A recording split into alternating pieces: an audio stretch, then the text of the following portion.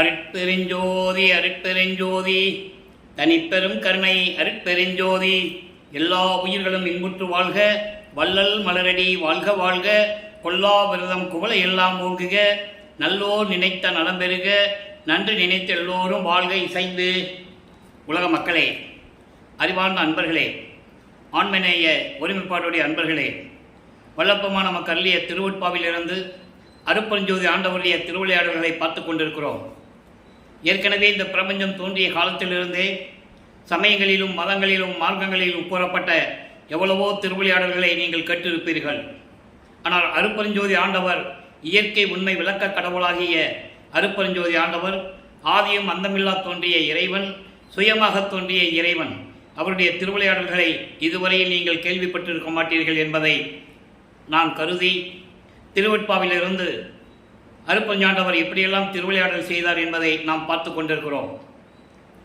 அருட்பெருஞ்சாண்டவர் இந்த திருவிளையாடல் பண்ணுவதற்கான காரணம், இந்த திருவிளையாடல்கள் நடக்க வேண்டும் என்ற எண்ணியதற்கு காரணம், ஏற்கனவே பிரபஞ்சம் தோன்றிய காலத்திலிருந்தே உருவான இந்த 4 யுகங்களிலுமே கிரேத யுகம், திரேத யுகம், துவாபர யுகம், கலியுகம், இந்த 4 யுகங்களிலுமே சமயங்களும் மார்க்கங்களும் மதங்களும் தோன்றி இந்த சமயத் தலைவர்களை அவர்கள் கற்பனைக்கு ஏற்றபடி உருவமாக்கி, அதே போல ஒவ்வொரு சமயங்களிலும் மார்க்கங்களிலும் மதங்களிலும் தங்களுடைய தலைவர்களை உருவகப்படுத்தி அவர்களுக்கு ஏற்றபடி ஆலயங்களை அமைத்து,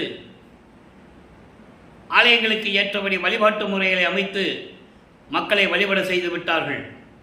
இது காலங்காலமாக நடந்து கொண்டிருக்கிறது. சமயங்களும் மதங்களும் மார்க்கங்களும் பொய் என்ற நிலையில் உலக மக்களுக்கு தெரிவிக்க வேண்டும் என்பதற்காக சுத்த சன்மார்க்கம் என்ற ஒரு மார்க்கத்தை, ஒரு ஆன்மீக மார்க்கத்தை உருவாக்கி அருட்பெருஞ்சோதி ஆண்டவர் அந்த மார்க்கத்தை தன் மகன் கையில் கொடுத்து இந்த பூலோகத்திலே இருக்கின்ற மக்களை எல்லாம் சுத்த சன்மார்க்கத்தில் இணைத்து, சுத்த சன்மார்க்கத்தில் சேர்த்து உலக மக்கள் எல்லாம் சமரசமாகவும் சண்டை சச்சரவுகள் இல்லாமல் எல்லோரும் மகிழ்வோடு வாழ வேண்டும் என்பதற்காகவும் தன் மகனை இந்த பூலோகத்திற்கு ஒரு தாயின் வழியாக வருவிக்க செய்தார் அருட்பெருஞ்சோதி ஆண்டவர். அந்த திருவிளையாடல் 1823ஆம் ஆண்டு தொடங்கி 30/1/1874 இரவு 12 மணி வரையிலும் அந்த திருவிளையாடல் நடைபெற்று கொண்டிருக்கிறது. அந்த நிகழ்வுகளை எல்லாம், திருவிளையாடல்களை எல்லாம் திருவெட்பாவிலே எப்படியெல்லாம் வல்லற்பமான நமக்கு அருளியிருக்கிறார் என்பதை தான் பார்த்து கொண்டிருக்கிறோம். ஆக இந்த 1823ஆம் ஆண்டு தொடங்கிய திருவிளையாடல் 51 ஆண்டுகள் நடைபெற்று கொண்டிருக்கிறது. இந்த 51 ஆண்டுகளை 8 ஆண்டுகளாக பிரித்து தனது மகனுக்கு அருளை கொடுத்து திருவிளையாடல்கள் எப்படியெல்லாம் செய்தார் என்பதை தான் திருவெட்பாவிலே 1ஆம் திருமுறையிலிருந்து நாம் பார்த்து கொண்டிருக்கிறோம். காரணம், இந்த சமயங்களும் மதங்களும் மார்க்கங்களும் தோன்றி மக்களை காலங்காலமாக இப்படியெல்லாம் வழிபட செய்து விட்டார்களே, எல்லாமே அழிந்து விட்டதே. யுகங்கள் அழியும் போது கிரேத யுகம் அழிந்த பிறகுதான் திரேத யுகம் துவங்கும். திரேத யுகம் அழிந்த பிறகுதான் துவாபர யுகம் துவங்கும். துவார யுகம் அழிந்த பிறகு கலியுகம் துவங்கும். அப்போ இந்த ஒவ்வொரு யுகங்களும் அழிந்த பிறகு அந்த யுகங்களிலே தோன்றிய சமயங்களும் மதங்களும் மார்க்கங்களும் அழிந்துவிடும். அது மக்களுக்கு தெரியாமல் காலங்காலமாக பின்பற்றி கொண்டிருக்கிறார்கள் என்ற உண்மையை உலக மக்களுக்கு தெரியப்படுத்த வேண்டும் என்பதற்காகத்தான் அருட்பெருஞ்சோதி ஆண்டவர் தன் அருளால் ஒரு ஆண்மகனை பெற்றெடுத்து ஒரு தாயின் வழியாக இந்த பூலோகத்திற்கே வருவிக்க செய்தார். வல்லற்பமானவர்கள் வருவிக்க உற்ற இடம் சிதம்பரம் அருகிலே மருதூர் என்ற ஒரு கிராமம். அந்த கிராமத்திலே ராமையா பிள்ளை சின்னையம்மையார் என்றவருடைய வாழ்க்கையிலே, இல்லற வாழ்க்கையில் தன் மகனை வருவிக்க செய்தார். வருவிக்க செய்தார் என்பது பிறப்பு இறப்பு இல்லாதவர். அவதாரங்கள் எடுக்கின்றவர்களும் பிறக்கின்றவர்கள் எல்லாம் அவர்களுக்கு பிறப்பு இறப்பு உண்டு. வருவிக்க செய்தார் என்பது இறைவன் அருளால் வருவிக்க செய்தது. அப்படி வருவிக்க செய்த குழந்தைக்கு இந்த பூலோகத்திலே எந்த சுற்றமும் பந்தமும் உறவும் கிடையாது. வருவிக்க உற்றதனால் ஏற்பட்ட சொந்தங்கள் இருக்கலாம் என்பதை நீங்கள் புரிந்து கொள்ள வேண்டும். அப்போ அந்த நிலையில் இருக்கும்போது தனது மகனை ஒரு தாயின் கருவறையிலே இருக்க செய்து அது எப்படி கருவறையிலே வந்து அமைந்தார் என்பதை எல்லாம் நாம் ஏற்கனவே விளக்கமாக பார்த்து விட்டோம். அப்போ அந்த நிலையில் இருக்கும்போது கருவறையிலே எப்படியெல்லாம் திருவிளையாடல் நடந்தது என்பதை நாம் ஏற்கனவே பாடல்களின் மூலமாக தெளிவாக பார்த்து விட்டோம். கருவறையில் இருக்கும்போது அதனுடைய சுருக்கத்தை நான் சொல்ல கடமைப்பட்டிருக்கிறேன். ஏன்னால் இன்று பார்க்கின்ற பதிவு பார்க்கின்றவர்களுக்கு புரிய வேண்டும் அல்லவா? கருவறையில் இருக்கும்போது கருவறை இருட்டாக இருக்கிறதே என் தந்தையை என்று தன் தந்தையிடம் அருப்பெருஞ்சோதி ஆண்டவரிடம் கூடும்போது அருப்பெருஞ்சாண்டவர் தன் மகனுக்கு ஒளி காட்டியதையும் வெளிச்சம் கட்டுறாரு. இருட்டா இருக்குன்னு சொல்லும்போது தந்தை மகனுக்கு வெளிச்சம் கட்டுறாரு. அந்த வெளிச்சத்தை கண்டு தனது மகன் நமது குழந்தை இறைவன் வல்லப்பமானவர்கள் சிரித்து மகிழ்ந்ததையெல்லாம் எப்படியெல்லாம் இறைவன் திருவிளையாடல் செய்தார் என்பதையெல்லாம் நாம் ஏற்கனவே பார்த்து விட்டோம். பசி என்று சொல்லும்போது கருவறையிலே அருளமுதம் ஊட்டியதையும் அருப்பெருஞ்சாண்டவர் தன் மகனுக்கு அருளமுதம் ஊட்டியதையும் தென்றல் காற்று வீசியதையும் எல்லாம் நாம் பார்த்து விட்டோம். அதன் பிறகு இந்த பூலோகத்திற்கு ஒரு தாயின் கருவறையிலிருந்து வெளியே வரும்போது பிரம்மன், திருமால், ருத்திரன் போன்ற பதத்தலைவர்களும் வானவர்களும் ரிஷிகளும் முனிவர்களும் எங்களை ஆளப்போகும் அருள் கடலே என்று சொல்லி நமது குழந்தை இறைவனை வரவேற்கிறார்கள், வாழ்த்தி வணங்குகிறார்கள். அதன் பிறகு 5 மாத குழந்தையாக இருக்கும்போது நமது பிள்ளை பெருமானவர்கள் குழந்தை இறைவன் 5 மாத குழந்தையாக இருக்கும்போது சிதம்பரத்திற்கு ஒரு விழாவிற்காக அழைத்து செல்லுகிறார்கள். இது உலகையிலே நடக்கிறது தான். ஒரு இடத்துல திருவிழா நடக்கணும்னா பக்கத்து ஊருக்காரங்க அந்த இடத்துக்கு போவாங்க இல்லையா? ஆனால் இந்த குழந்தை இறைவன் என்று அவங்களுக்கு தெரியாது. அருப்பெருஞ்சாண்டவரால் வருவிக்கப்பட்ட குழந்தை நமது வீட்டிலே வளர்கிறது என்று அவர்களுக்கு தெரியாது.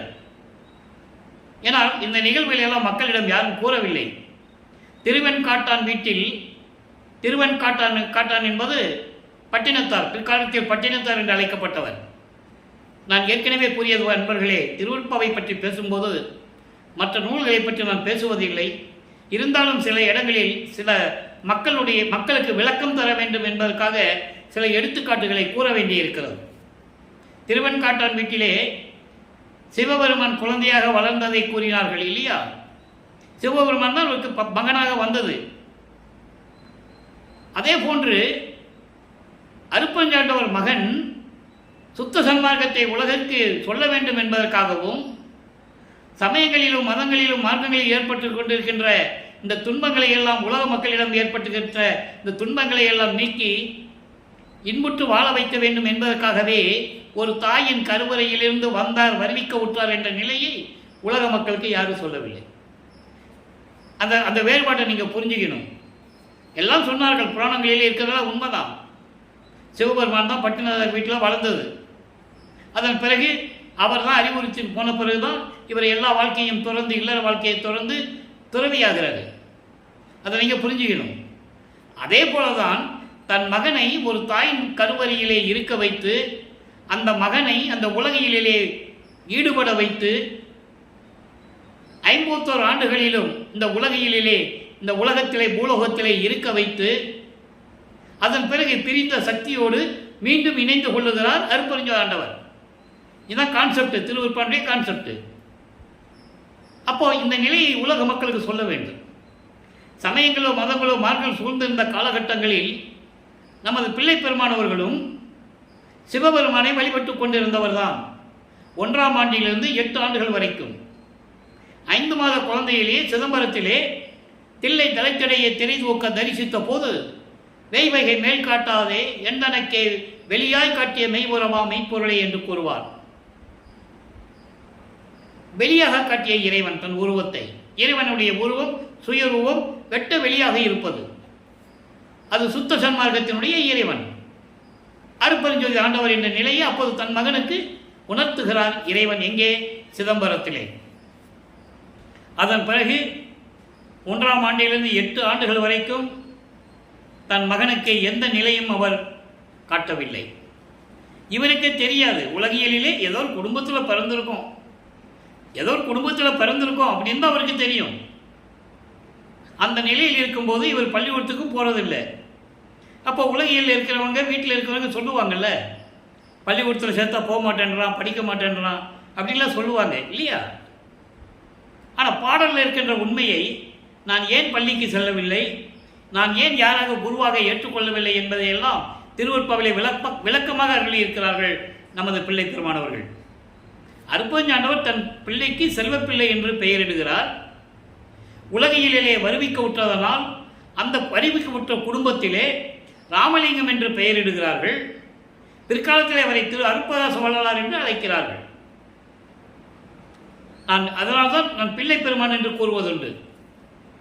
அப்போ இந்த நிலையில் இருக்கும்போது 8 ஆண்டுகள் வரைக்கும் இந்த நிலையில் இல்லாமல் அவர் இருந்து கொண்டிருக்கும் போது 9வது ஆண்டிலே, அதாவது 2வது எட்டில் 9வது ஆண்டுடைய தொடக்கத்தில் இறைவன் அவர் முன் தோன்றுகிறார்.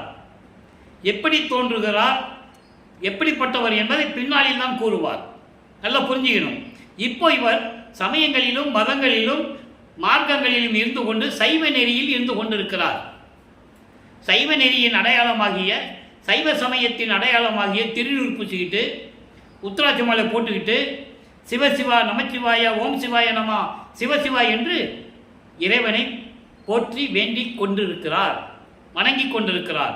ஏனால் இவர் சைவ குலத்தில் இருந்து வருவிக்க உற்றதனாலும் சைவ நெறியை பின்பற்றி இருந்ததாலும் இந்த நிலையில் அவர் இருந்து கொண்டிருக்கிறார். அப்போ பின்னாளில் சுத்த சன்மார்க்கத்தை பெற்ற பிறகு எப்படி இறைவனை வேண்டுகிறார், யார் இறைவன் என்ற உண்மையை ஒவ்வொரு நாளும் நாம் பார்த்து கொண்டிருக்கிறோம். அதற்காக தான் அவர் வருவிக்க உற்றவர். இப்போ சமயங்களிலும் மதங்களிலும் மார்க்கங்களிலும் இருக்கும்போது இறைவன் ஆட்கொண்ட பிறகு இவர் இறைவனுடைய மகன் என்ற நிலை மட்டும் தெரியும். இவர் இறைவனுடைய மகன் என்று யாருக்கும் சொல்லவும் முடியாது, சொல்லவும் கூடாது. ஞானத்தை பெற்றுக்கொண்டார். முன்பருவம் பின்பருவம் காட்டி உனக்கு அருள் செய்வேன் என்று கூறி மறைந்து விடுகிறார். அப்போ இவர் சிவபெருமானை முறையீடு செய்கிறார். 1ஆம் திருமுறை உருவாகிறது. 1ஆம் திருமுறை மொத்தம் 8 பதியங்கள்: திருவிழி புகழ்ச்சி, விண்ணப்ப கழிவன்பா, நெஞ்செறி உறுத்தல், சிவநேச வெண்பா, மகாதேவ மாலை, திருவருள் முறையீடு, வடிவுடை மாணிக்க மாலை, இங்கித மாலை. நம்ம திருவருள் முறையீடிலிருந்து இப்போ நம்ம ஆரம்பிச்சிருக்கிறோம். அப்போ சிவபெருமானை எப்படியெல்லாம் வழிபட்டார் என்பதை 232 பாடல்களிலிருந்து எப்படி முறையீடு செய்கிறார் என்பதை பார்த்துவிட்டோம். உன்னாலே வருவிக்க உற்று இந்த உலகியலிலே நான் துன்பப்பட்டு கொண்டிருக்கிறேன். நீ எந்த விதமான எனக்கு அருளையும் கொடுக்கவில்லை. விரைவில் எனக்கு அருள வேண்டும் என்று சொல்லி சிவபெருமானை வழிபடுகிறார், வேண்டுகிறார், முறையீடு செய்கிறார். எந்த விதமான பதிலும் இல்லை. சிவபெருமானிலிருந்து எந்த விதமான பதிலும் இல்லை. நல்லா கவனிக்கணும். இப்போ அவர் சிவபெருமான் தான் சொல்லுவார். ஏன்னா அந்த ரூபத்தில் அவருக்கு காட்சி கொடுத்தது, ஆட்கொண்டது. மீதியெல்லாம் மறைப்பு நிலையில் இருக்கு. அப்போ அந்த நிலையில் இருக்கும்போது சைவ சமயத்தின் தலைவனாகிய சிவபெருமானை வழிபட்டு கொண்டிருக்கிறார். வேற அப்போ அவருக்கு சுத்த சன்மார்க்கம் தெரியாது, அருட்பெருஞ்சாண்டவர் யாருன்னு அவருக்கு தெரியாது. இந்த நிலையில் இருக்கும்போது 2ஆம் திருமுறை உருவாகிறது. இப்போ 13வது ஆண்டில் இவர் ஞானத்தை பெற்றுக் கொண்ட பிறகு 13வது ஆண்டில் திருவொற்றியூர் சொல்லுகிறார். அதற்கு முன்னால் வடிவுடை மாணிக்க மாலை உருவாகிறது. சிவபெருமானை பற்றி, தன்னை வருவிக்க விட்ட தந்தையை பற்றி பாடியாச்சு. எந்த விதமான அருளையும் கிடைக்கல. ஒருவேளை தாயை பற்றி பாடினால், அம்மையை பற்றி பாடினால், வடிவுடை அம்மனை பற்றி பாடினால் ஏதாவது அருளை பெற்றுக் கொள்ளலாமோ என்று நினைத்து வடிவுடை அம்மனை பற்றி பாடுகிறார். வடிவுடை மாணிக்க மாலை உருவாகிறது. மொத்தம் 100 பாடல்கள். ஒவ்வொரு பாடலிலும் எப்படி அம்மையை பாடுகிறார் என்பதையும், நீ மட்டும் உன் கணவரோட மகிழ்ந்து கொண்டிருக்கிறாயே, உன்னால் வருவிக்க விட்ட மகன் தானே, உன் கணவனால் வருவிக்க விட்ட மகன் தானே நான், எனக்கு ஏன் அருளை கொடுக்கவில்லை என்று கேட்பார். அந்த நிலைகளிலிருந்து பாடலுடைய விளக்கங்களை பார்த்து கொண்டிருக்கிறோம். நல்லா கவனிங்க. இன்னைக்கு 37வது பாடல். இப்போ வளர்ப்பமானவர்கள் 2வது எட்டில் இருந்து கொண்டிருக்கிறார். 16 ஆண்டுகளுக்குள் இருந்து கொண்டிருக்கிறார். 1ஆம் திருமுறையில் இருக்கிற பாடலை நாம் பார்த்து கொண்டிருக்கிறோம். முத்தேவர் விண்ணன், விண்ணன் முதல் தேவர் சித்தர் முனிவர் மற்ற எத்தேவரும் நின் அடி நினைவார். நினைக்கின்றனர் தாம் செத்தே பிறக்கும் சிறியர் என்றோ. நல்லா கவனிக்கணும். இந்த வரிக்கு ஒரு விளக்கம் இருக்கிறது. செத்தே பிறக்கும் சிறியர் என்றோ ஒற்று தேவர் நற்றாமத்தேவர் வாம மயிலே வடிவுடை மாணிக்கமே. அதாவது முத்தேவர். முத்தேவர் என்பது பிரம்மன், திருமால், ருத்திரன், இந்த 3 பேர் தான் வரும். மகேஸ்வரனும் சதாசிவமும் தனியாக வரும். அவங்க தத்துவிகள். அதாவது 36 தத்துவங்களை கொண்டவர்கள் இந்த 3 பேர் தான். பிரம்மனுக்கு 24 ஆன்ம தத்துவம், விஷ்ணுவுக்கு 7 வித்யா தத்துவம், ஈஸ்வர தத்துவம் ருத்ரனுக்கு 5. இந்த 36 தத்துவங்களை கொண்டவர் தான் முத்தேவர்கள். மகேஸ்வரனும் சதாசிவனும் தத்துவிகளை கொண்டவர்கள். அதுக்கு பிறகு 60 இருக்கு. அப்போ இந்த முத்தேவர் என்பது 3 பேர்: பிரம்மன், திருமால், ருத்திரன். விண்ணன் என்பது இந்திரன், இந்திரலோகத்தினுடைய தலைவன் விண்ணன். அவன் இந்திரன் முதல் தேவர்கள், சித்தர்கள், முனிவர்கள், மற்ற எந்த தேவர்களாக இருந்தாலும் சரி, சத்தர்கள், சக்திகள், நாக கூட்டத்தை சேர்ந்தவர்கள், 18 கூட்டத்தை சேர்ந்த தேவமார்கள், இவர்களெல்லாம் மொத்தம் எல்லாருமே உன் திருவடியை நினைப்பதில்லை. நினைக்கின்றதான். அவர்கள் உன் திருவடியை நினைக்காததினால் செத்து செத்து பிறக்கிறார்கள். பிறந்து செத்து, பிறந்து செத்து பிறக்கிறார்கள். எப்படி சொல்ற பாருங்க. இதே நிலையை ஒரு இடத்திலே சொல்லுவார் வல்லப்பெருமானவர்கள். செத்து செத்து பிறக்கும் இத்தேவர்கள் என் முன் வழியிலர் என்று சொல்லுவார். 9வது ஆண்டிலே வடிவுடைமனை பார்க்கும்போது வடிவுடைமனை பற்றி சொல்லுகிறார். சுத்த சன்மார்க்கத்தை பெற்ற பிறகு செத்து செத்து பிறக்கும் தேவர்கள் என் முன் வழியிலர் என்று சொல்லுவார். வழியிலர் என்பது எனக்கு நிகரானவர்கள் இல்லை, என்னை வணங்கி கொண்டிருக்கிறார்கள் என்று சொல்லுவார் பிள்ளை பெருமானவர்கள். அந்த விளக்கத்தை இன்னைக்கு நம்ம பார்க்க போறோம். அந்த நிலையில் இருக்கும்போது செத்து பிறக்கும் சிறியர் என்றோ அவங்களுக்கு விமோசனம் கிடைக்காது. செத்து தான் பிறக்கணும். யாராக இருந்தாலும் சரி, பிரம்மன், திருமால், ருத்திரன் யாராக இருந்தாலும் சரி, ஒரு யுகத்தில் பிறக்கணும். அடுத்த யுகத்துக்கு அவங்க இறந்து தான் வரணும். இந்த உடம்பை இந்த மண்ணில் போட்டு தான் போகணும். அதுக்கான ஆதாரங்கள் எல்லாமே உண்டு, புராணங்களில் உண்டு. அந்த விளக்கத்தை, பிரபஞ்சத்தின் உண்மையை, மறைக்கப்பட்ட உண்மையை திருவெட்பாவிலே வல்லப்பெருமான் கூறுகிறார்கள். இப்ப பாருங்க, இப்படியெல்லாம் உன்னுடைய திருவடியை நினைக்காமல் ஆணவத்தோடு தெரிந்து கொண்டிருக்கிறவர்கள் எல்லாம் செத்து செத்து பிறக்கிறார்கள். நான் அப்படி அல்ல, நான் வருவிக்க உற்றவன். திருவொற்றியூரிலே இருக்கின்ற இறைவனுடைய பக்கத்தில் இருந்து கொண்டிருக்கின்ற அம்மையே, உனக்கு தெரியாதா நான் இறைவனால் வருவிக்க உற்றவன் என்று? எனக்கு விரைவில் வந்து அருள வேண்டும், வடிவுடை மாணிக்கமே என்று சொல்லி இந்த பாடலை அருளியிருக்கிறார்கள். ஆக இந்த நிலைகளெல்லாம் மாறிய பிறகு 13வது ஆண்டில் திருவொற்றியூருக்கு செல்லுகிறார். முதல்ல போறார். எங்கே? சென்னையில் வள்ளலார் நகரிலிருந்து, இப்போ அது ஏழுகணர் பகுதியின் பேர் இருக்கு. வீராசாமி முதலியார் தெருவில் அவங்க இருந்திருக்காங்க. வருவிக்க விட்டதனால் ஏற்பட்ட சொந்தங்களோடு இருந்திருக்கிறாரு. அவருக்கென்று தனி உறவுகள்லாம் கிடையாது.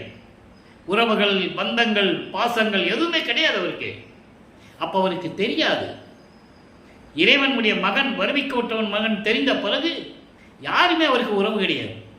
பேரனோ பேத்தியோ அவர் தனக்கூடிய மாதிரி திருமணம் செஞ்சு குடும்பம் நடத்தினாரா?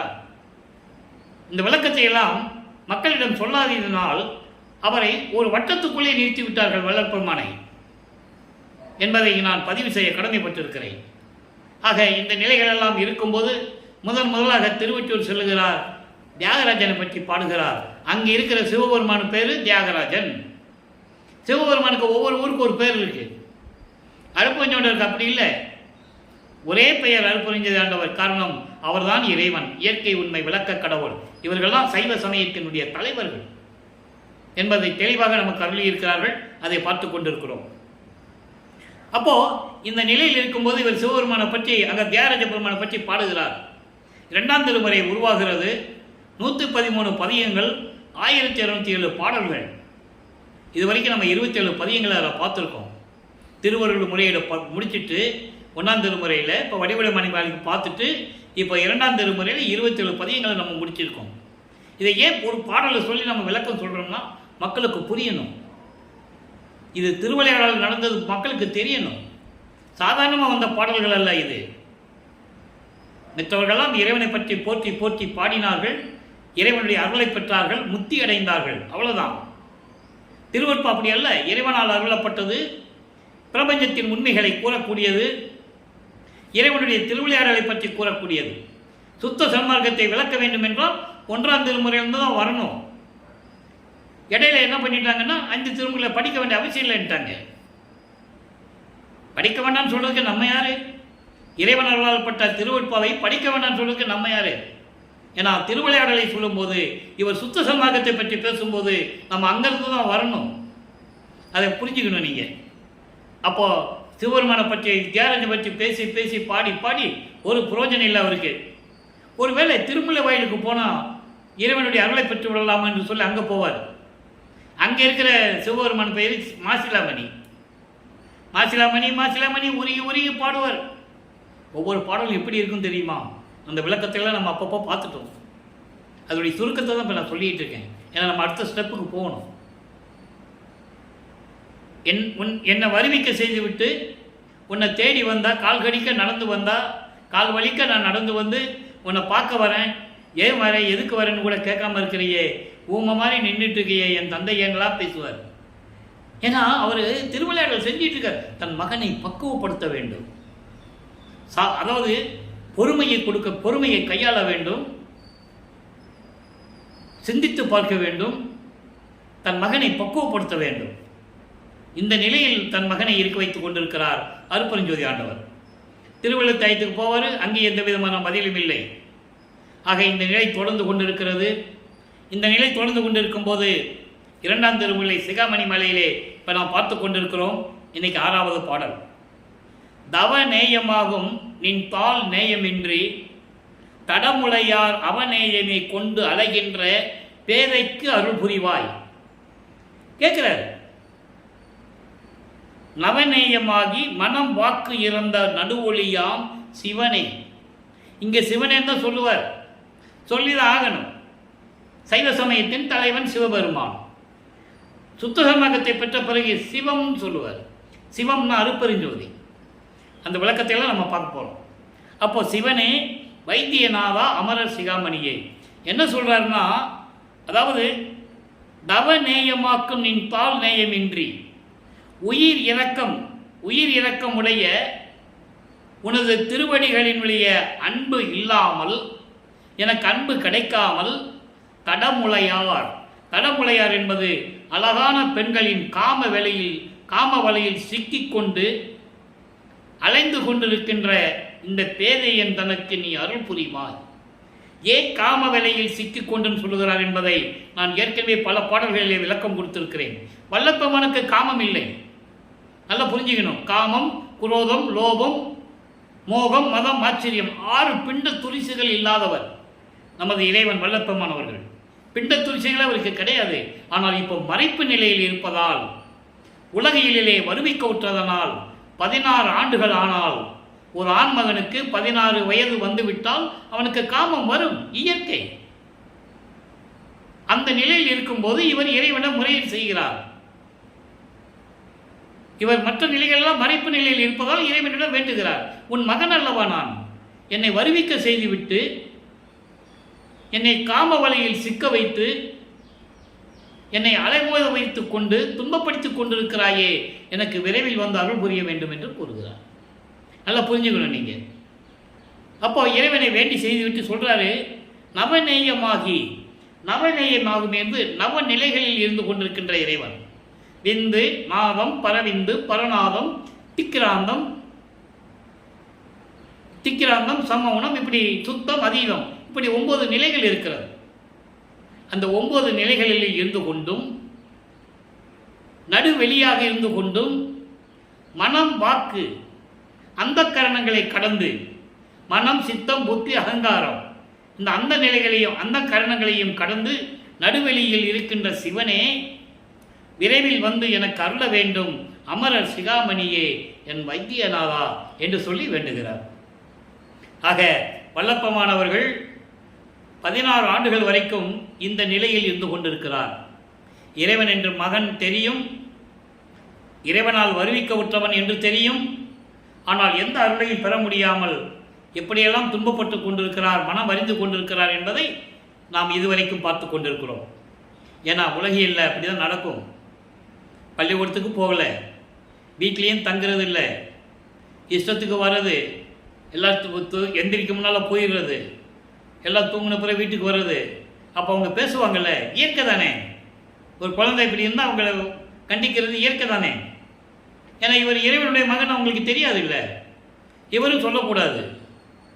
அப்போ வரும்போது இவருக்கு சாப்பாடு சொல்லுவாங்க. சாப்பிட்டையா சாப்பிடலையா தெரியலையா ராமலிங்கம், ஏதாவது சாப்பிடுப்பான்னு சொல்லும்போது அவர்களுக்காக நல்லா கவனிக்கணும். அவர்களுக்காக உட்கார்ந்து சாப்பிடும்போது சாப்பிடுவார். அவர் சாப்பிட்ற மாதிரி மற்றவங்களுக்கு தெரியும். அவர் சாப்பிட்ட உணவு அமுதமாயிடுச்சுன்னு யாருக்கு தெரியும்? அவருக்கு தான் தெரியும். அதை சொல்கிறாரு, நான் உண்ட உணவெல்லாம் அமுதமாயிற்று என்று சொல்லுவார். எப்போ? சுத்த சன்மார்க்கத்தை வாங்கின பிறகுன்னு சொல்லுவார்.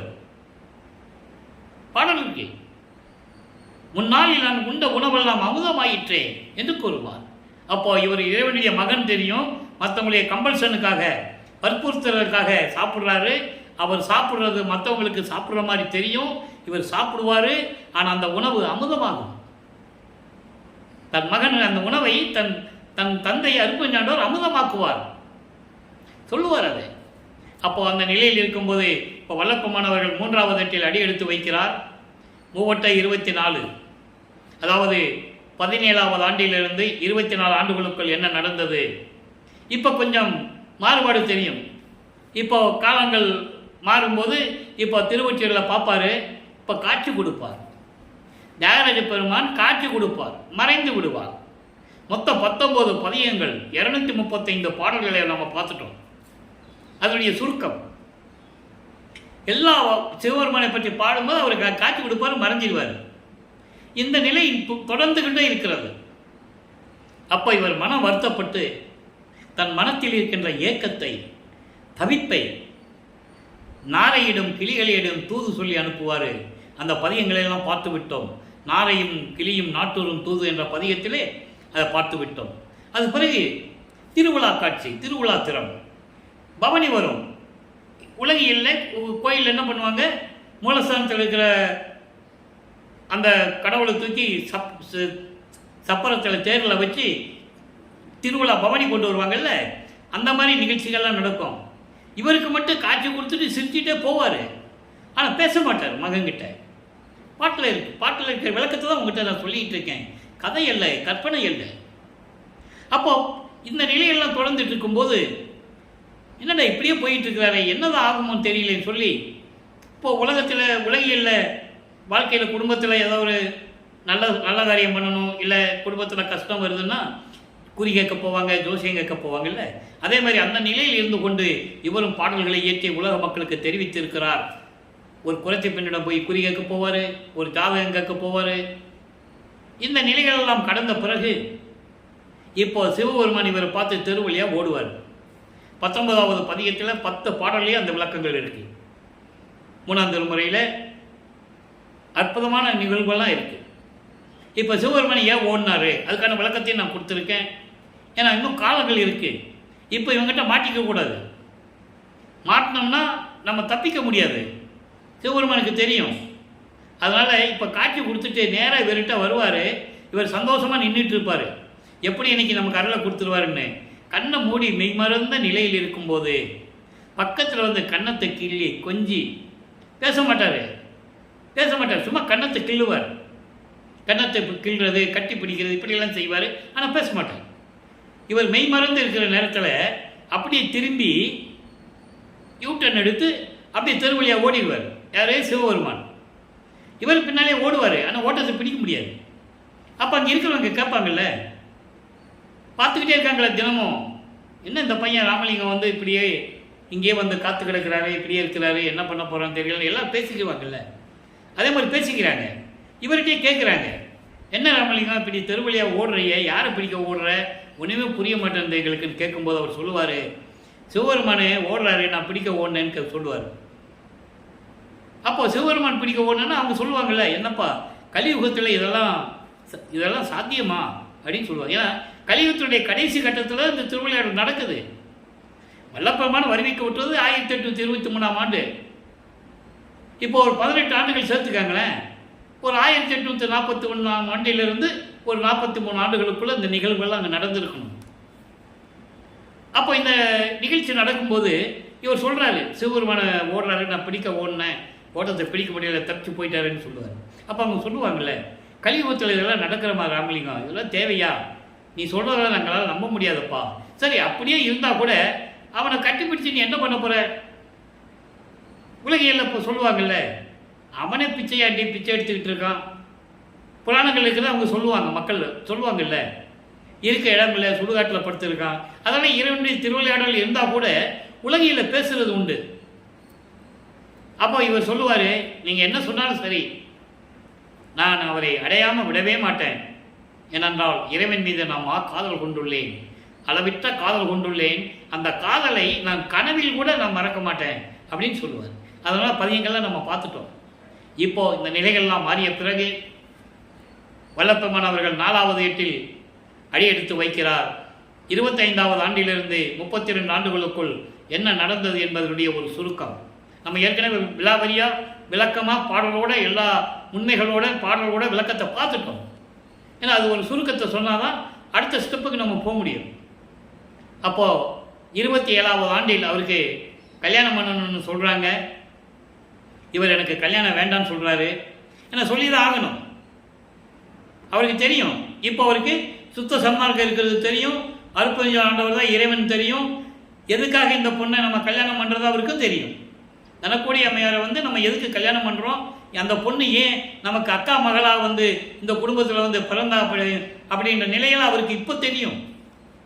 இப்போ அவருக்கு தெரியும், இவர் தாலி கட்டினா தான் அந்த அம்மாவுக்கு மோட்ச விட்ட கொடுக்க முடியும், அந்த அம்மாவுக்கு நல்ல ஒரு நிலையை கொடுக்க முடியும்.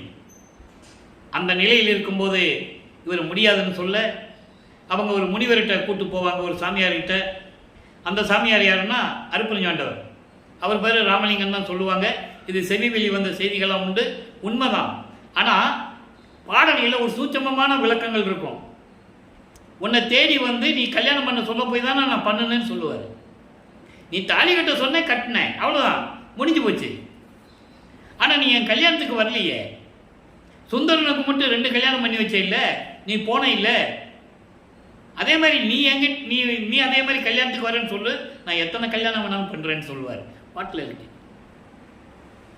அப்போ ஏன் சொல்கிறாருன்னா, தந்தை சொன்னால் செய்வேன், அவ்வளோதான், அந்த நிலையில் இருக்கிறார் அவர். ஆக தந்தையிடம் அனுமதி பெற்று அந்த திருமண விழாவிலே தாலி கட்டுகிறார், திருமாங்கல்யம் பூட்டுகிறார் அந்த தாய்க்கு, அந்த அம்மையாருக்கு. அப்போது பிரம்மன், திருமால், ருத்திரன் போன்ற வானவர்கள் எல்லாம் அவரை வாழ்த்துகிறார்கள். திருமணத்துக்கு வந்திருக்காங்க. மக்களுக்கு தெரியாது இல்லையா, மானிட கண்களுக்கு தெரியாது. ஆனால் தன் தந்தையும் தாயும் வரவில்லை என்று மனம் ஏங்குகிறார். அருட்பெருஞ்சாண்டவரும் சிவகாமி வள்ளி வரலன்னு சொல்லி மனம் ஏங்குகிறார். மகன் கஷ்டப்படுவானே, அது ஒரு திருவிளையாடலுக்காக தான் அவர் வரல. ஏன்னா மகனை தனியாக சந்தித்து வாழ்த்து தெரிவிக்கணுங்கிறதா அவர் வரல அங்கே. அப்போது தனியாக 2 குதிரை மாட்டின தேரில் மகனை வாழ்த்தையெல்லாம் நம் பாடல்களிலே பார்த்து விட்டோம். அதெல்லாம் சூட்சமமான விளக்கங்கள்.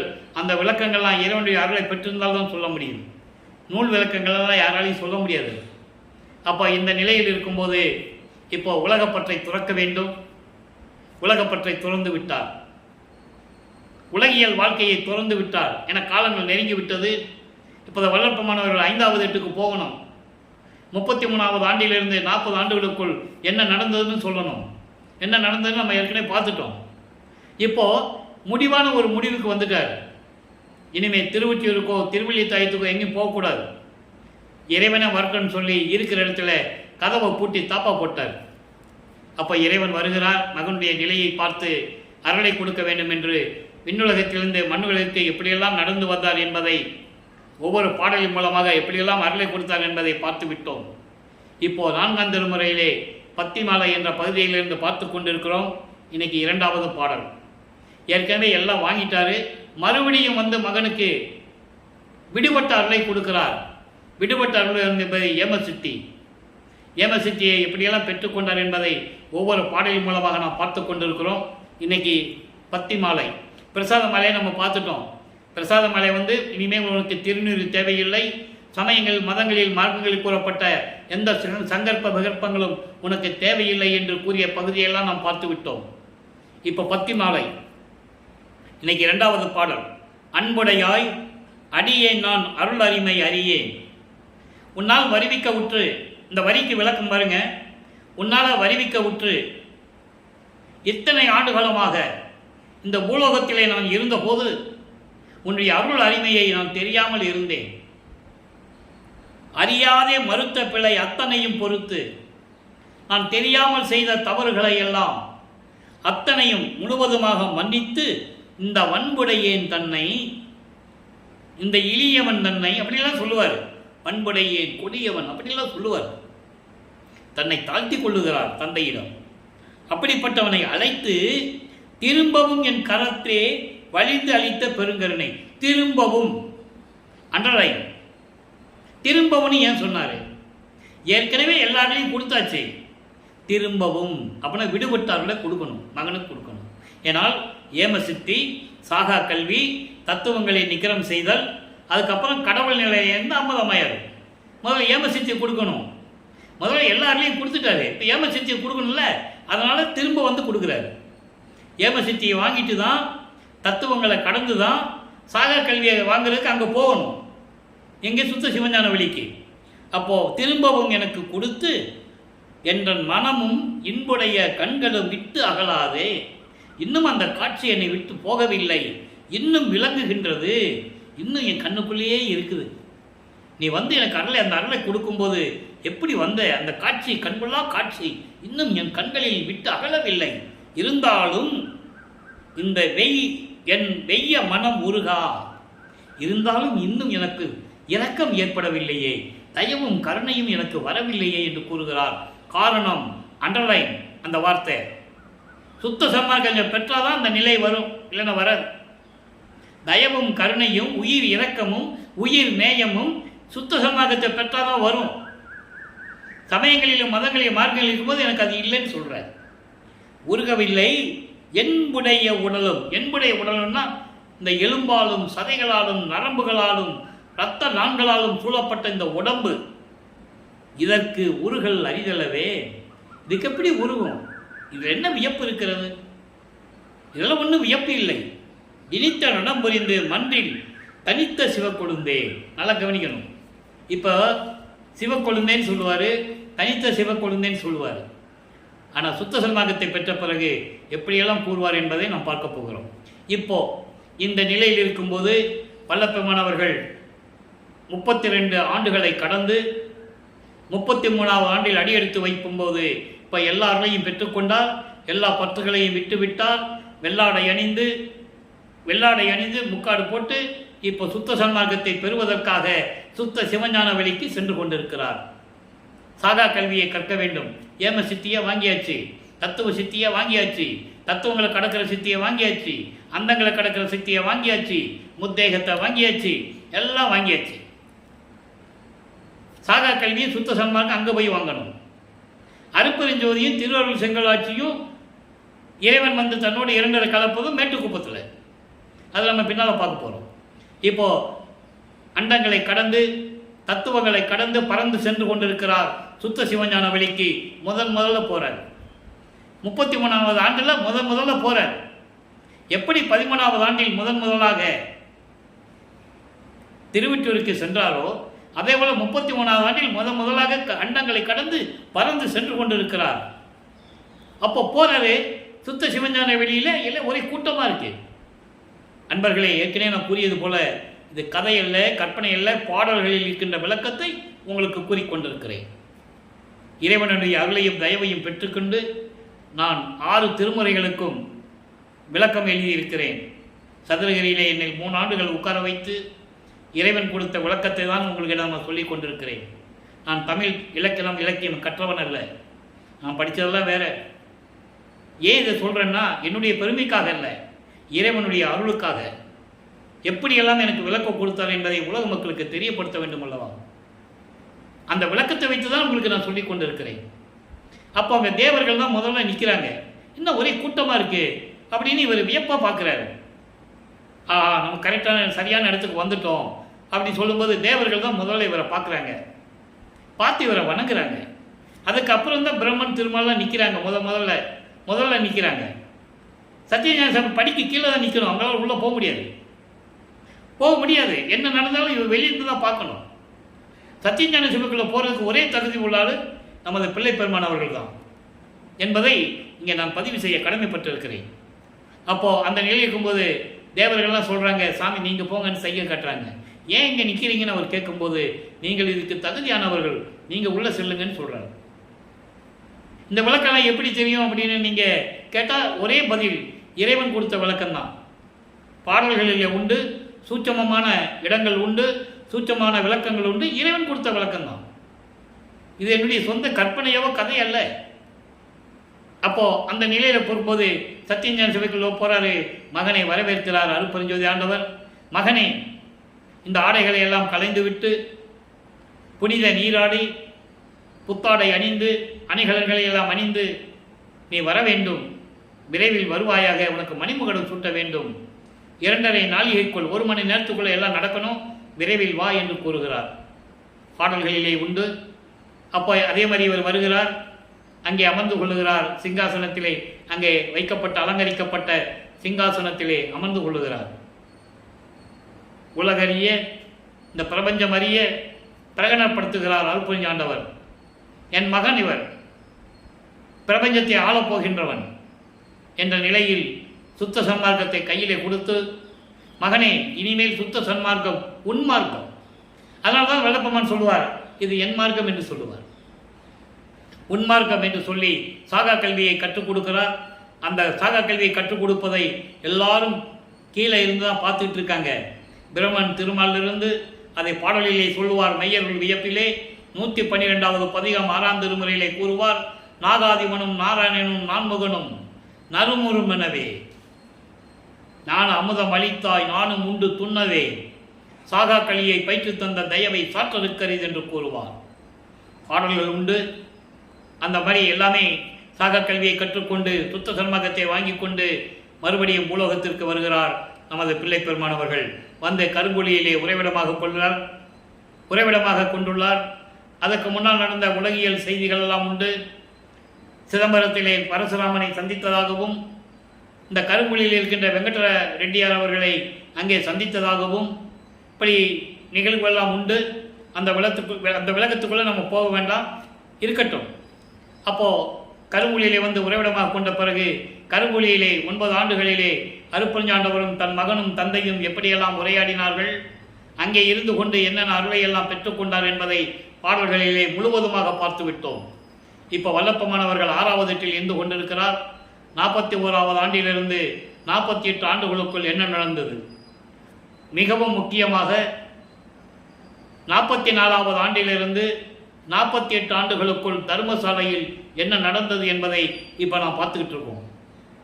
ஏற்கனவே கருங்குழியில் இருக்கும்போதே பார்வதிபுரம் மக்களிடம் ஏற்கனவே நமது பிள்ளை பெருமானவர்கள் பேசியபடி அந்த இடத்தை பார்வதிபுரம் மக்களிடம் பெற்றுக்கொண்டு ஒரே நாளிலே தர்மசாலையை நிறுவி 23/5/1867 ஆண்டு தர்மசாலையை நிறுவி அணைய அடுப்பை மூட்டி அன்றே பசியோடு வருகின்றவர்களுக்கு பசியாற்றிக் கொண்டிருக்கிறார், பசியை போக்கிக் கொண்டிருக்கிறார் நமது இறைவன் வல்லப்பெருமானவர்கள்.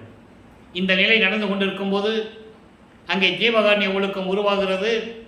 ஜீவகாருண்ய ஒழுக்கம் 7 பிரிவுகளிலே உண்டு. பசி, பிணி, தாகம், இச்சை, எளிமை, பயம், கொலை. பசியும் கொலையும் பரஜீவகாருண்யம் என்று கூறுவார்கள் பிள்ளை பெருமானவர்கள். நீதெல்லாம் அபர ஜீவகாருண்யம். ஜீவகாருண்ய ஒழுக்கத்தை நம்ம பின்னால் பார்க்கலாம், இன்னும் அதுக்கு காலங்கள் உண்டு. இப்போது 1869ஆம் ஆண்டு ஆறுமுக நாவலார் மஞ்சக்குப்பம் கோர்ட்டிலே, கடலூர் மாவட்டம் மஞ்சக்குப்பம் என்ற இடத்தில் இருக்கின்ற உயர்நீதிமன்றத்திலே வழக்கு தொடர்கிறார். அதனுடைய விளக்கங்களை எல்லாம் பார்த்து விட்டோம். இருந்தாலும் ஒரு சுருக்கம். கடலூரிலே ராமலிங்க பிள்ளை என்பவர் எந்த கல்லூரியிலும் தமிழ் இலக்கணம் இலக்கியம் படிக்காமல் இலக்கண பிள்ளைகளோடும் சமயங்களையும் மதங்களையும் மார்க்கங்களையும் ஜாதிகளையும் சாடிக்கொண்டு பாடல்களை இயற்றி கொண்டிருக்கிறார். அது எங்களுக்கெல்லாம் மன உளைச்சலை தருகிறது. சமயங்களையும் மதங்களையும் மார்க்கங்களையும் அவமானப்படுத்துகிறார். இது சரியல்ல. அந்த பாடல்களெல்லாம் திருவற்பா என்று பெயரிட்டுக் கொண்டிருக்கிறார், திருமுறைகள் என்று அழைத்துக் கொண்டிருக்கிறார். அதெல்லாம் திருமுறைகள் அல்ல, திருவற்பா அல்ல, மறுப்பா என்று நீங்கள் அறிவிக்க வேண்டும் என்று சொல்லி வழக்கு தொடர்ந்து விட்டார். முத்துசாமி ஐயர் என்ற ஒரு வழக்கறிஞரின் மூலமாக வக்கலாத்து வாங்கி வழக்கு பதிவு செய்து விட்டார். விசாரணைக்கு வருகிறது. எல்லாம் அங்கே இருக்கிறாங்க. வாதி வந்து விட்டார், ஆழ்மனாவலார் வந்து விட்டார். பிரதிவாதி நமது இறைவன் பிள்ளை பெருமான் அங்கே போகணும். எல்லாம் எதிர்பார்க்குறாங்க. இவர் திடீர்னு எழுந்தருள்கிறார். அப்போ அவரை நினைச்ச இடத்துல இருக்கிறவர், அண்டங்களை கடந்து போகிறவர். அவர் மாட்டு வண்டியில் போகணுமோ, சைக்கிளில் போகணுமோ, நடந்து போகணும்னு அவசியம் இல்லை. அதை நீங்கள் நல்லா புரிஞ்சுக்கணும். ஆனால் உலகில் அப்படி தான் பேசிகிட்டு இருக்காங்க. நடந்தே போனார், மாட்டு வண்டியில் போனார், அங்கே போனார், இங்கே போனார். அதெல்லாம் இறைவனுடைய திருவிளையாடல். அப்போ திடீர்னு அங்கே எழுந்தவர்களை கூப்பிடுறாங்க. ராமலிங்க பிள்ளைன்னு நீதிமன்றத்தில் அந்த டவேலா ஊழியர் வந்து 3 தடவை கூப்பிடுவாங்க. இது இன்னைக்கும் வழக்கு முறையில் இருக்குது, நடைமுறையில் இருக்குது. அப்போ திடீர்னு எழுந்தவர்களார். எல்லாம் ஆச்சரியப்படுறாங்க. நீதிபதி பார்க்குறார், இவர் காட்சி கொடுக்குறார். நீதிபதி பிரிட்டிஷ்காரர் தான், டிரான்ஸ்லேட்டர் வச்சிருப்பாங்க. அப்போ நீதிபதி எந்திரிச்சு நிற்கிறார் இவர் பார்த்த உடனே. அப்போனா என்ன அர்த்தம்? அங்கே ஒரு சூட்சமமான விளக்கம் இருக்குன்னு அர்த்தம். இவர் பார்க்குறாரு, நீதிபதி பார்க்குறாரு, நீதிபதி எந்திரிச்சு நிற்கிறார். அப்போ அதில் என்ன நடந்திருக்கணும்? காட்சி கொடுக்குறார். அப்போ நீதிபதி எந்திரிச்சினோன்னு இவங்கெல்லாம் எந்திரிச்சு நிற்கிறாங்க. அப்போ நீதிபதி கேட்குறாரு, ஏன் எந்திரிச்சு நீங்கன்னு கேட்கும்போது, நீங்கள் எந்திரிச்சு நின்னீங்க, நாங்கள் எந்திரிச்சு நின்னோம், அவ்வளோதான். அப்போ விவாதம் நடக்குது. அப்போ இறைவன்கிட்ட கேட்குறாங்க, எப்படி இந்த பாடல்கள்லாம் எழுதினீங்கன்னு கேட்கும்போது, இறைவன் அருளால் எழுதினேன், இறைவனிட்ட கட்டளையை செய்தேன். அப்பவும் இவர் இறைவனுடைய மகன் அவர் சொல்லலை. நல்லா புரிஞ்சுக்கணும். ஏன் சொல்லலைன்னா 2 பேருமே ஒன்று தான். அருப்பஞானர் ஆக போகிறோம்லே, மகனாக இருந்தார். 51 ஆண்டுகள் மகனாகவே உலாவினார். 51 ஆண்டுகள் கழித்து 2 பேரும் ஒன்றாயிட்டாங்க. 51 வருடம் பிரிந்த சக்தியோடு திரும்பி அருப்பஞானோர் கலந்துக்கிட்டார். அவ்வளோதான். இதை தான் சொல்லணும் மக்கள்கிட்ட. ஓடினாரு, போயிட்டாரு, ரூமுக்குள்ளே போனார், கதவை சாத்திக்கிட்டாரு, மறைஞ்சு போயிட்டாரு, அப்படிலாம் சொல்லக்கூடாது. பிரிந்த சக்தியோடு பூலோகத்தில் வருவிக்க விட்ட தன் மகனோடு, பிரிந்த சக்தியோடு 51 ஆண்டுகள் கழித்து மீண்டும் அருப்பஞாண்டவர் தன் மகனோடு இணைந்து கொண்டார். அப்படிதான் சொல்லணும். கதவை சாத்திட்டாலும் இன்னும் வளர்ப்பமான வட்டத்துக்குள்ளே நிப்பாட்டிக்கிட்டு இருக்காங்க. அப்படியா சொல்றது? யோசிச்சு பார்த்து பாருங்க. அப்படிலாம் சொல்லவே கூடாது. இறைவன் 51 நாள் கழித்து தனது சக்தியோடு மீண்டும் கூடிக்கிட்டார். அவ்வளோதான். சரி, அது ஒரு பக்கம் இருக்கட்டும். அது நம்ம லாஸ்ட்ல அந்த விளக்கம் பார்க்க போகிறோம். அற்புதமாக இருக்கும். இந்த நிலையில் இருக்கும்போது இங்கே மறுபடியும் தர்மசாலைக்கு வருகிறார். உத்தரஞான சிதம்பர மாலை உருவாகிறது. அற்புதமான பாடல்கள். அங்கே தான் எல்லாமே சொல்லுவார். தந்தை மகனிடம் சொன்னது, மகனே உன்னை ஏமாற்றுவாங்க, இங்கே வந்துட்டு சுத்த சன்மகன் சொல்லிட்டு வந்து ஏமாற்றுவாங்க, சமயங்களில் மதங்களில் மார்க்கங்களில் இருந்தவங்களாம் வருவாங்க, நீ பார்த்துக்கோ, நீ அடையாளம் பார்த்துக்கோ, யாருக்கு நீ அருள் கொடுக்கணும்னு நீ பார்த்துக்கோ, மீதியவங்களெல்லாம் ஓரம் கட்டு நான் வந்து பரிகாரம் கொடுத்துருவேன். அப்படி தான் அந்த பாடலில் முழுவதுமாக இருக்கும். ஒத்தாரையும் இழிந்தாரையும் நேர்கண்டு உவக்கன்னு சொல்லுவார். ஆக இப்படியெல்லாம் பாடல்கள் உண்டு. இதெல்லாம் முடிந்த பிறகு உலகியலிலே வந்த செய்திகள் எல்லாம் உண்டு, அற்புதங்கள்லாம் நடந்த நிகழ்ச்சிகள் எல்லாம் உண்டு. சங்கராச்சாரியர் வந்தது, சமஸ்கிருதம் தான் தாய்மொழி என்று சொன்னது, இருந்துட்டு போகட்டுமே, தமிழ் வேணாம் தந்தை மொழியாக இருக்கட்டும் என்று சொல்லி அவருக்கு சில அற்புதங்களை எல்லாம் நமது பிள்ளை பெருமாள் காட்டியது. சங்கராச்சாரியார் வியந்து பார்த்தது. சரணடைஞ்சிட்டாரு வேலப்பம்மன்கிட்ட. அவர் நினைச்சு வந்தது ஒன்று, இங்கே நடந்ததை பார்த்தா சரண்டர் அவர். அப்போது அந்த நிலையெல்லாம் மாறிய பிறகு நடராஜபதி மாலையும் சர்க்குரிமணி மாலையும் உருவாச்சு. அந்த பாடலை முழுவதுமாக நாம் பார்த்து விட்டோம். இப்போ அம்பலவாணர் வருகையிலே ஒரு பாடல் நல்லா கவனிங்க. என் குறை தீர்த்து. ஏன் இதெல்லாம் பாடல்களை நமக்கு அருளியிருக்கிறார்கள் என்பதை ஏற்கனவே நான் விளக்கம் கூறியிருக்கிறேன். உலக மக்களுக்கு தெரிய வேண்டும். அதான் அந்த பாடல். என் குறை தீர்த்து என்னுள் நன்கு உறைவீர். இந்த வரிக்கு எவ்வளவு அற்புதமான விளக்கம் தெரியுமா? என் குறை தீர்த்து. அவருக்கு என்ன குறை இருந்தது? இறைவனுடைய மகன், இறைவனால் வருவிக்க விட்டவர், அவருக்கு பிறப்பு இறப்பு இல்லை, ஒவ்வொரு யுகத்திலேயும் இருந்தவர். ஊழி ஒரு ஊழி உழப்புறாது ஓங்கி வாலி என்று எனக்கு வைத்த நன்னிதியே. நீயே என் தந்தை அருளுடையாய், என்னை நேர்ந்து பெற்ற தாயே. எப்படியெல்லாம் விளக்கம் சொல்லியிருக்காரு உலக மக்களுக்கு. ஊழிதோறு ஊழி உலவினும் அழியா உடம்பை அளித்தனன். நான் ஒவ்வொரு யுகத்திலையும் இருந்தேன்னு சொல்றேன். ஊழிதோறு ஊழி உயிர் தழைத்து ஓங்கினன் சொல்லுவார். ஒவ்வொரு யுகத்திலையும் இருந்தவர். அப்போ அவருக்கு எந்த குறையும் கிடையாது. அப்புறம் எந்த குறை? உன்னால் நீ என்னை வருவிக்க செய்துவிட்டு சமயங்களையும் மதங்களையும் மார்க்கங்களையும் பின்பற்றி கொண்டு இருக்க செய்தாயே. அப்படி இருக்க செய்யும் போது ஏற்பட்ட குறைகள், அந்த குறைகளையும் என்னை நீக்கி என்னுள் நன்கு உறைவீர். எனக்குள்ள வந்துருன்னு கூப்பிடுறாரு. எனக்குள்ள வந்துருன்னு கூப்பிடுறாரு. வந்தது எப்போ? மேட்டுக்குப்பத்தில். அது நம்ம பின்னால் பார்க்க போகிறோம். நன்கு உறைவீர். இது தர்மசாலையில் இருக்கும்போது கூப்பிடுறாரு. நீ சீக்கிரம் வா, என் கூட சேர்ந்து கொண்டு கூப்பிடுறாரு. இனி என் குறை என் முன்னீர் வாரீர். என்னுடைய குறை பற்றி இனிமேலுக்கு எந்த விதமான கவலை இல்லை. நான் நினைக்க வேண்டிய அவசியமே இல்லை. அதான் முன்னீர் சொல்றாரு. நான் அதாவது நினைக்க வேண்டிய அவசியமே இல்லை. என் குறையெல்லாம் தீர்ந்து விட்டது. நான் நினைக்க வேண்டிய அவசியம் இல்லை. எதற்காக நினைக்கணும்? நினைக்க வேண்டியது இல்லை. நீர் வாரீர், தன்குறை இல்லீரே வாரீர். எந்த குறையும் இல்லாமல், எந்த குற்றமும் இல்லாமல், மலங்கள் நீங்கிய அமலன் என்று சொல்லுவார், நிமலன் என்று சொல்லுவார் வல்லற்பமானவர்கள் தன் தந்தையை. எந்த குறையும் இல்லாத இறைவனே விரைவில் வாருங்கள் என்று கூறுகிறார். இன்னொன்று சொல்லுவார் பாருங்க, என் உயிராகி எந்த உயிருக்குள்ளே ஓர் இன்னுயிர் ஆயினீர் வாரீர். என் உயிராகி, என் உயிருக்குள் உயிராகி, என் உள் ஒளியாகி, என் இன்னுயிருக்குள்ளே இருக்கின்ற இறைவனே வாரீர்.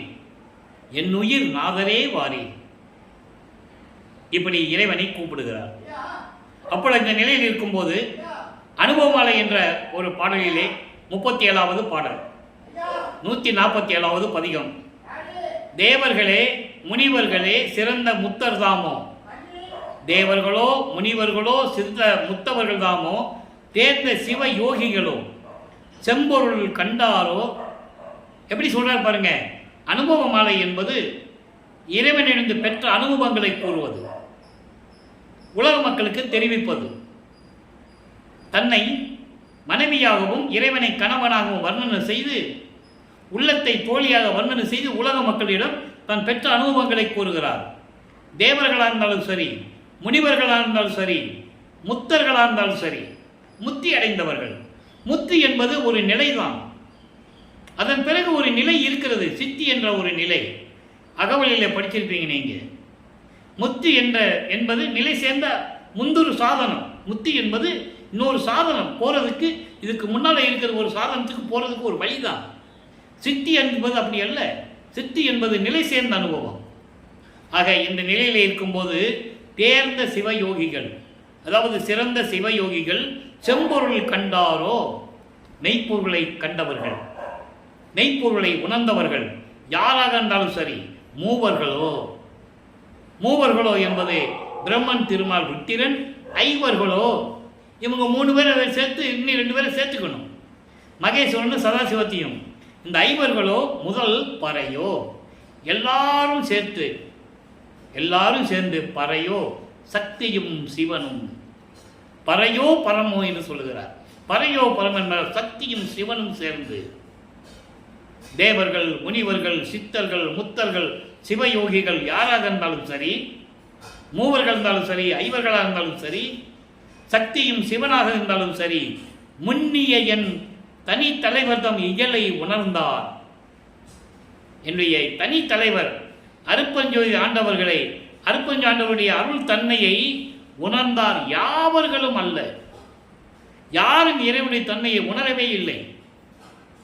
நல்லா புரிஞ்சுக்கணும். அதான் பாடல்ல சொல்றாரு, யாராக இருந்தாலும் சரி, என்னுடைய தனித்தலைவன், சுத்த சன்மார்க்கத்தின் தலைவன், என் தந்தை அருப்பஞ்சானுடைய அருள் தன்மையை உணர்ந்தவர்கள் யாரும் இல்லை.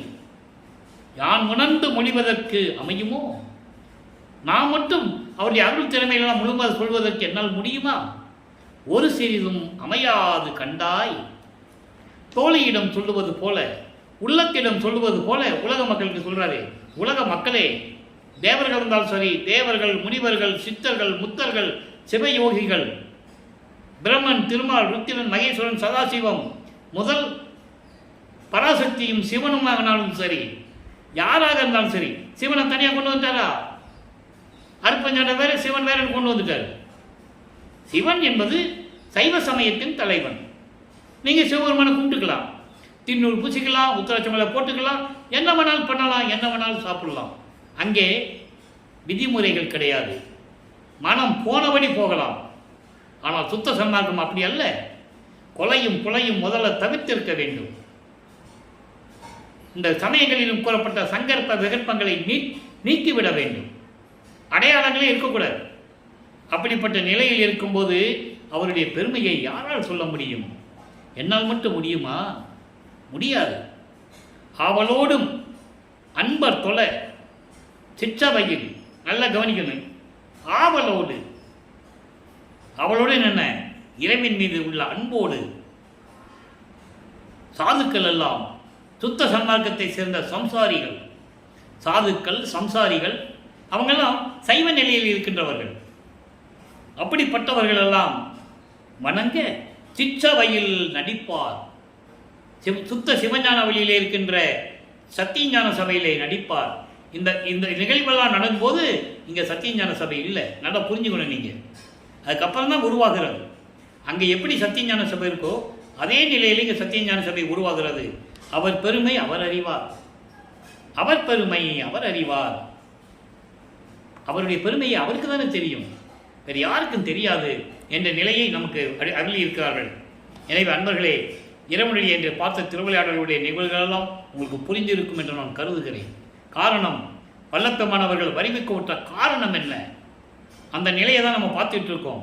அந்த காரணத்துக்காக இறைவன் எப்படியெல்லாம் திருவிளையாடல் செய்தார். தன் மகனை சமயங்களிலும் மதங்களிலும் மார்க்கங்களில் இருக்க வைத்து, சிவபெருமான் நமச்சிவாயம் என்று வணங்க வைத்து, அதன் பிறகு சுத்த சன்மார்க்கத்தை பெற்ற பிறகு இதெல்லாம் தேவையில்லை என்று உலக மக்களுக்கு உணர வைத்து, அருப்பஞ்சோதி ஆண்டவர்தான் இறைவன் என்ற நிலையை உலக மக்களுக்கு தெரிவித்து, இந்த சமயங்களோ மதங்களோ மார்க்கங்களும் அழிந்து விட்டது, இனிமேல் அது உலக மக்களுக்கு தேவையில்லை என்ற நிலையை உலக மக்களுக்கு உணர்த்தி, சுத்த சன்மார்க்கத்தை உலக மக்கள் எல்லாம் ஏற்றுக்கொள்ள வேண்டும் என்ற நிலையை வற்புறுத்தி, இப்படியெல்லாம் பூலோகத்தில் அவர் வாழ்ந்த துணையாக இருந்து கொண்டு, தோன்றும் துணையாக இருந்து கொண்டு 51 ஆண்டுகள் கழித்து இறைவன் தன் மகனோடு இணைகிறார். அருப்பஞ்சோதி ஆண்டவராகிறார்கள். இதுதான் இறைவனுடைய திருவிளையாடல். எனவே அன்பர்களே, நீங்களும் சுத்த சன்மார்க்கத்தில் இணைந்து கொலையும் புலையும் தவிர்த்து சைவ நெறியிலே இருந்து கொண்டு அருப்பெருஞ்சோதி அருப்பெருஞ்சோதி தனிப்பெருங்கண்ணை அருப்பெருஞ்சென்ற மகாமந்திரத்தை உச்சரித்து இறைவனுடைய அருளையெல்லாம் பெற்றுக்கொண்டு நீங்கள் இந்த வையகத்தில் வாழ்வாங்க வாழ வேண்டும் என்று இறைவன் தயவோடையும் கருணையோடைய வாழ்த்து விடைபெறுகிறேன். நன்றி, வணக்கம். மீண்டும் நாளை சந்திப்போம். அருப்பெருஞ்சோதி அருப்பெருஞ்சோதி தனிப்பெருங்கருணை அருப்பெருஞ்சோதி. நாளையும் இறைவனுடைய திருவிளையாடல் தொடரும். கண்டு மகிழ்ந்து இறைவனுடைய அருளை பெற்றுக்கொள்ளுங்கள்.